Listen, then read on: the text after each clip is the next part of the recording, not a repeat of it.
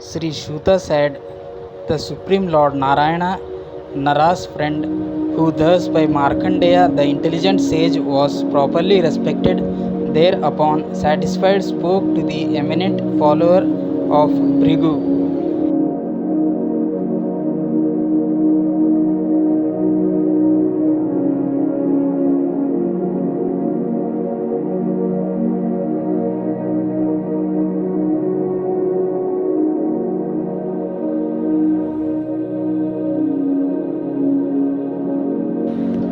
The Supreme Lord said, O dear man, perfectly absorbed in the soul, you are the best of all Brahmin seers, for by your austerities, recitations, and concentration, you do not deviate in your devotional service unto me.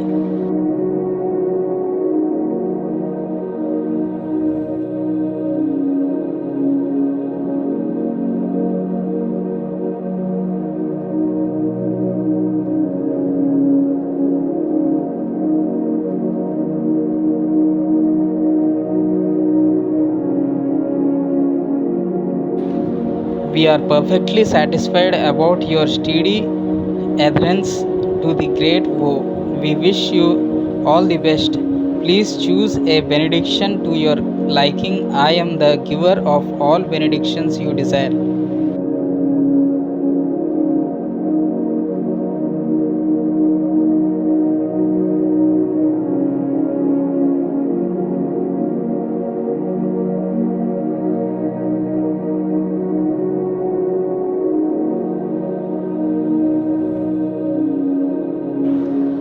The Honorable Rishi said, You, O Lord of Lords, O Infallible One, are victorious as the remover of the distress of the surrendered soul. We are perfectly satisfied with as much as the benediction of having seen your good self.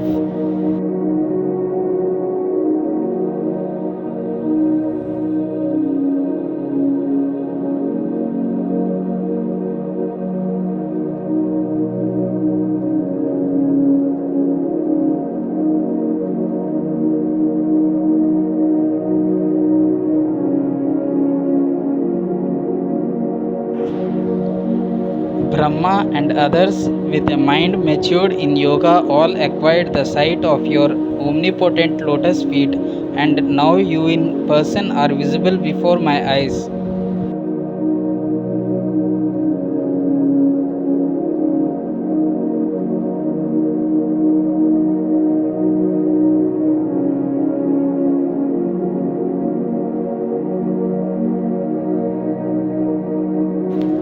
Nonetheless, O lotus eyed crest jewel of fame, I would like to witness the illusory potency because of which the entire world, along with its rulers, known the absolute truth as a material differentiation. Compare Bhagavad Gita 11:3 to 4.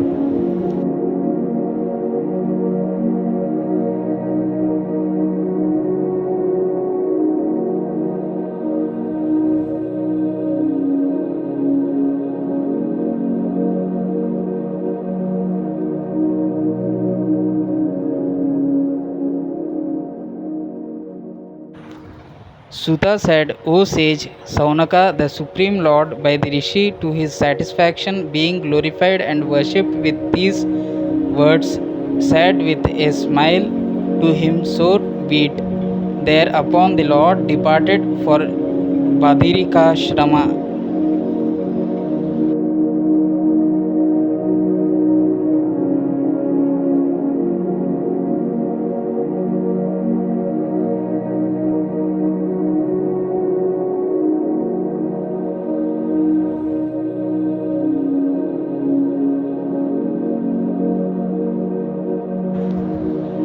The rishi remained behind in his heritage, thinking only of that purpose of witnessing the energy of the Lord, and venerated and meditated under all circumstances the Lord to the best of his ability, as being present in the fire, the sun, the moon, the water, the earth, the wind, the lightning, as also in his heart.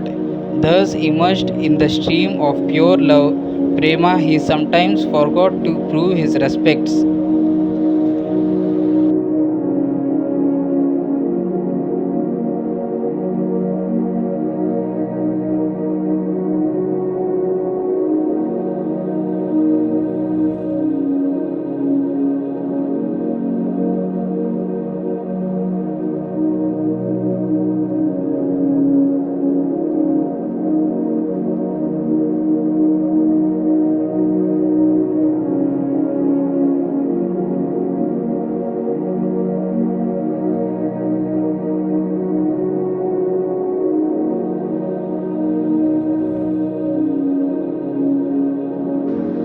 O best of Brigu, when the sage one day was performing his evening worship on the bank of the Pushpabhadra, a great wind arose on Brahmin.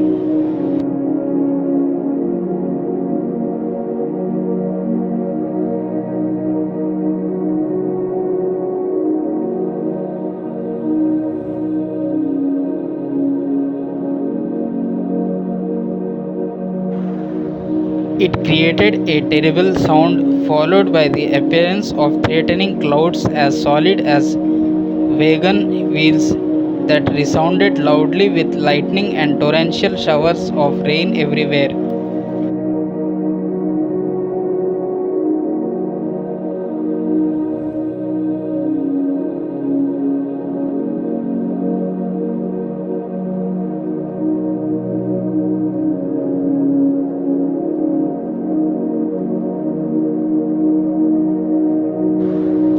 Then from all sides the four oceans appeared that engulfed the surface of the earth with wind tossed waves in which there were terrible sea monsters and fearful whirlpools accompanied by ominous sounds.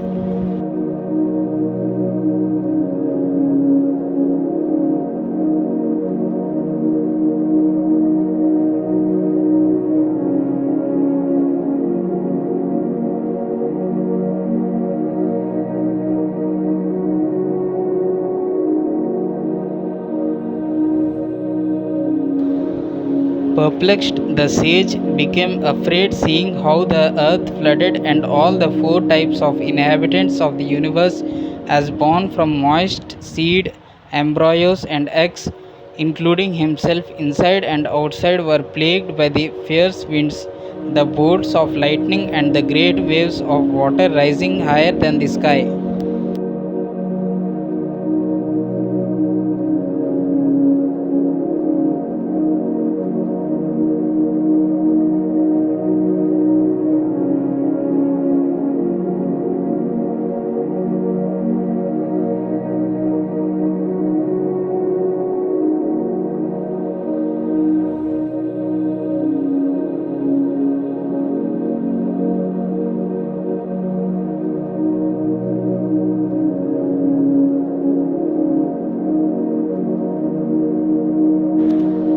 Before his eyes, the water of the great ocean was swirled around by hurricanes in frightening waves as it was swelled with the rain from the clouds and covered the entire earth, including its continents, islands, and mountains.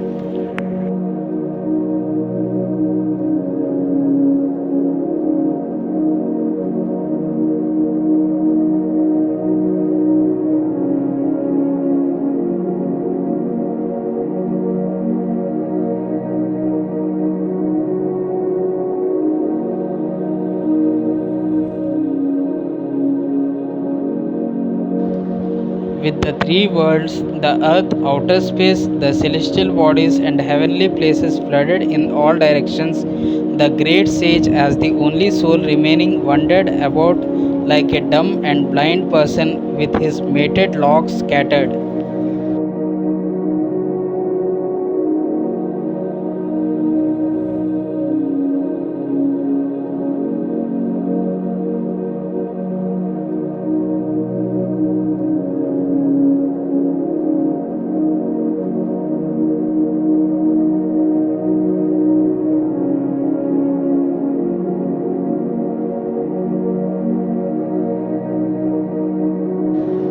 suffering hunger and thirst, attacked by monsters, crocodiles, and whale eaters, and plagued by the winds, he tormented by the waves, moved about in the infinite darkness. He had fallen into, overcome by fatigue, and not knowing which direction of the sky or the earth he went.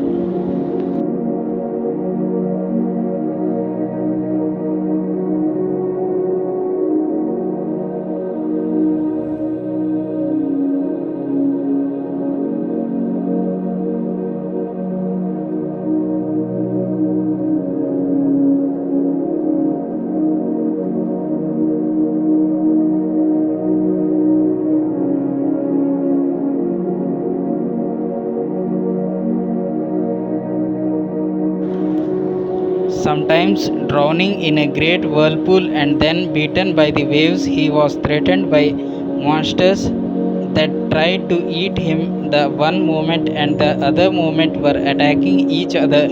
In distress, he sometimes felt sick and suffered pains with occasional depression, bewilderment, misery, unhappiness, and happiness while fearing for his life at other times.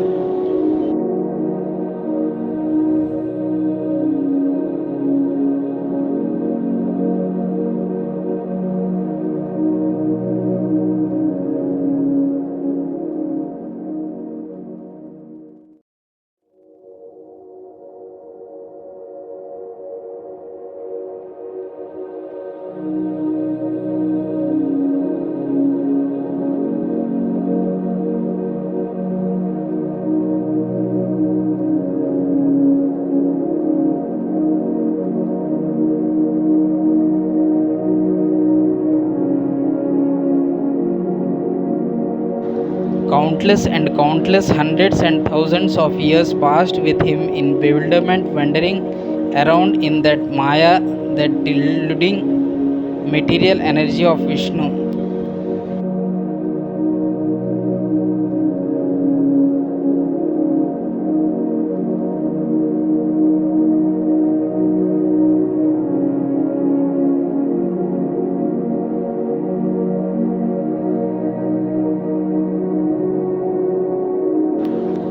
One day, as he was roaming about there, the twice born soul spotted upon a raised mound of earth a beautiful young banyan tree with fruits and blossoms.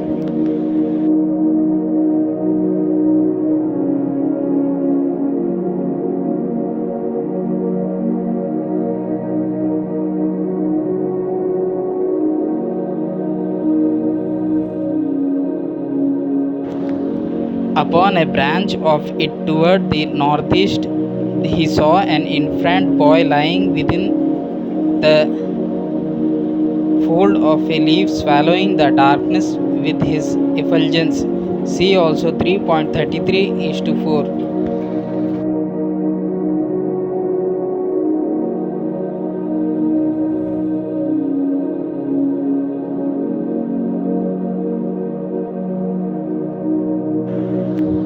Amazed, the king among the scholars drank with his eyes from the sight of his complexion that was as blue as a great emerald, his beautiful lotus face, his conchal striped throat, his broad chest, fine nose, and beautiful eyebrows.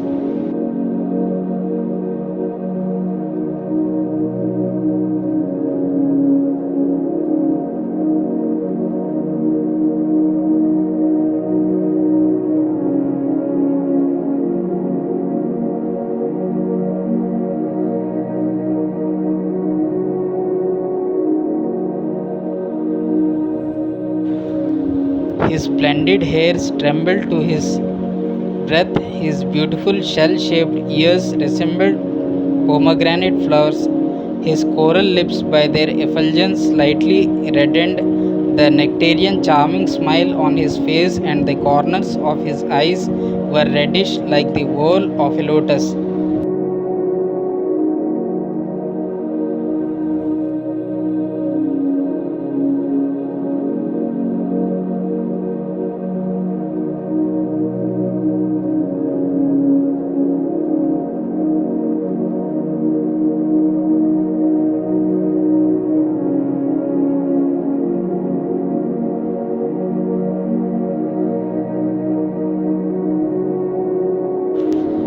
His breathing moved the lines of his abdomen, contorted by his deep leaf like navel, and he saw how the infant, with the graceful fingers of his two hands, grabbed one of his lotus feet and placed it in his mouth.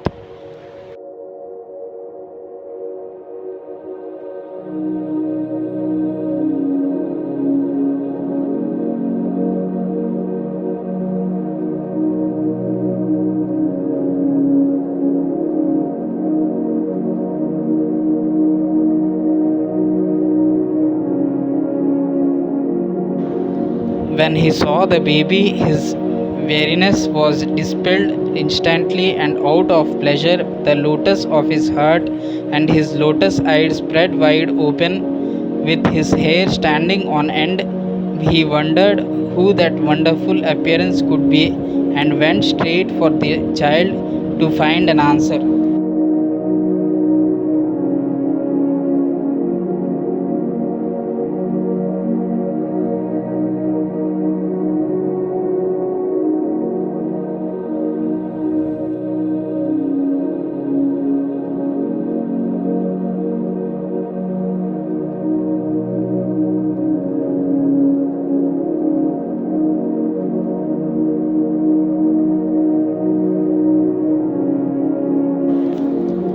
That very moment, the man of Brigu, with a breath of the infant, was drawn into his body like a mosquito, whereupon he, utterly surprised, stood perplexed to see from that position the entire universe the way it was before.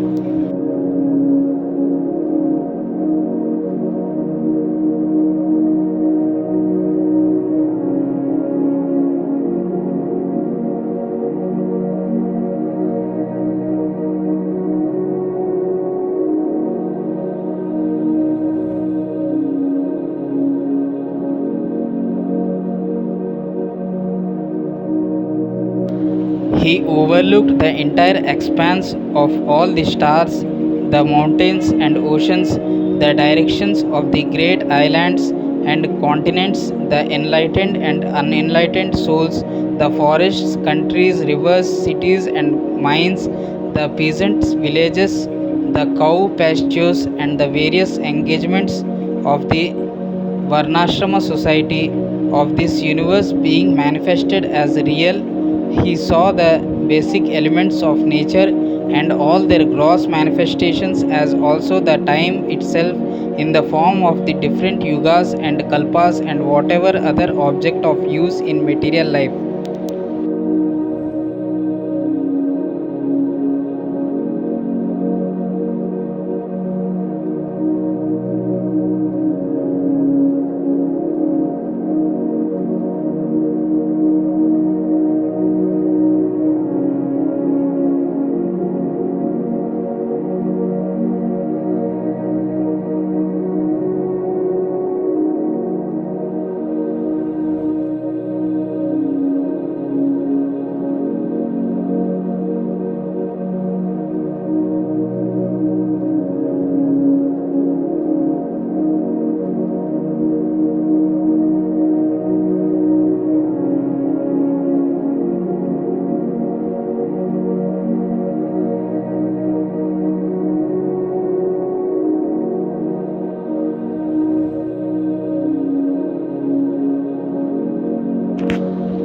In front of the universe, seeing the Himalayas, the Pushpabhadra river, and his hermitage where he had met the rishis Nara and Narayana, he was by the breath of the infant thrown outside again and fell back into the ocean of dissolution.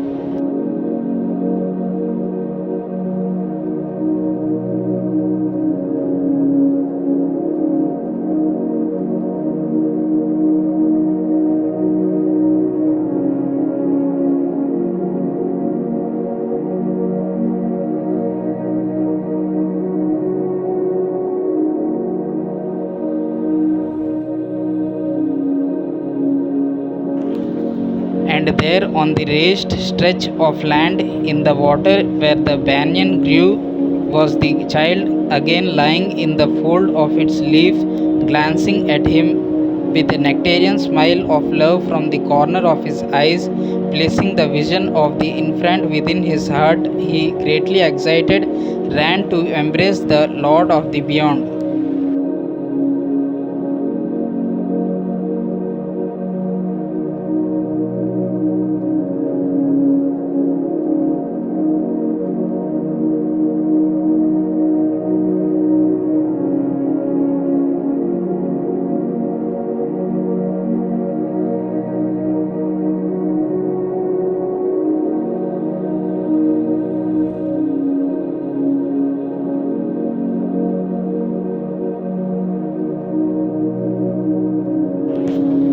That very instant, he, the Supreme Lord, the Master of Yoga in person, who is hidden in the heart of all living beings, suddenly became invisible to the Rishi, the same way things that are made by an incompetent person may suddenly fail to serve.